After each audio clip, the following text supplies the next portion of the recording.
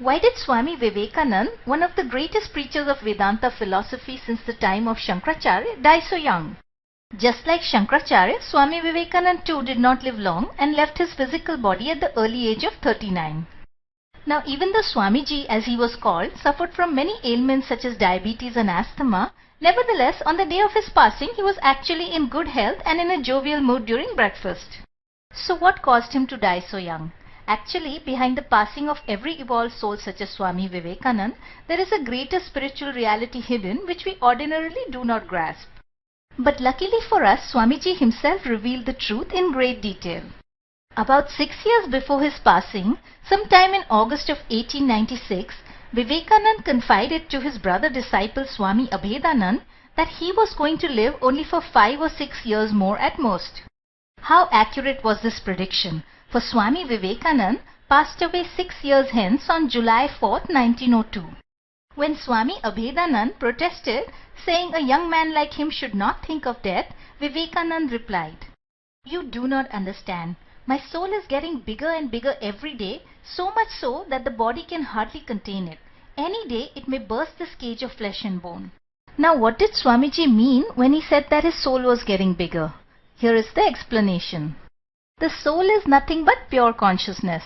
So what Swami Vivekanand meant was that his consciousness was expanding so much beyond the realms of ordinary human consciousness to the domain of the superconscious that the body was proving an inadequate container and would soon have to be let go. To better understand this point, let us delve into Vedanta philosophy for just a few moments. According to Vedanta philosophy, consciousness is a field which exists separate from the body. This field of consciousness is a continuum, which means that it goes on endlessly in all directions like an infinite ocean. For the sake of simplicity, I will draw it as follows. The yellow bar representing the infinite field of consciousness. Now our individual souls can be thought of as a portion of this continuous field of consciousness.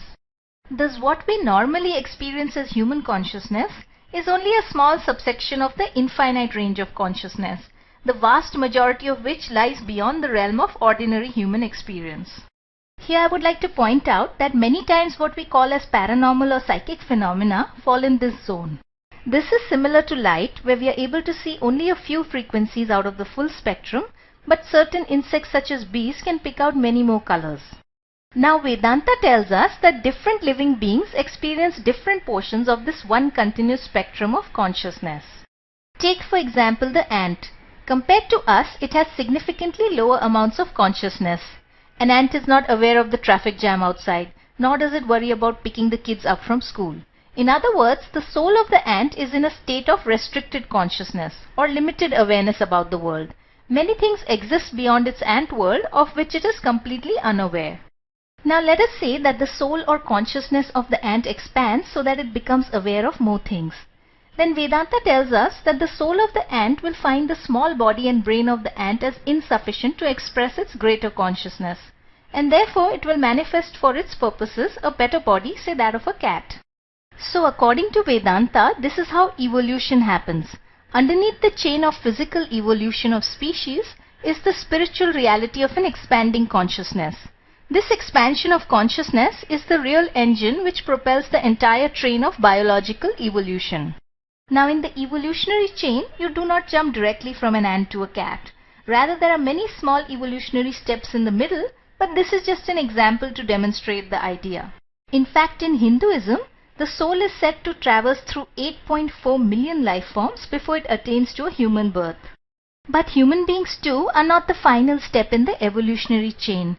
In the case of human beings, our consciousness or our soul has gotten significantly bigger than that of animals, but it is still restricted.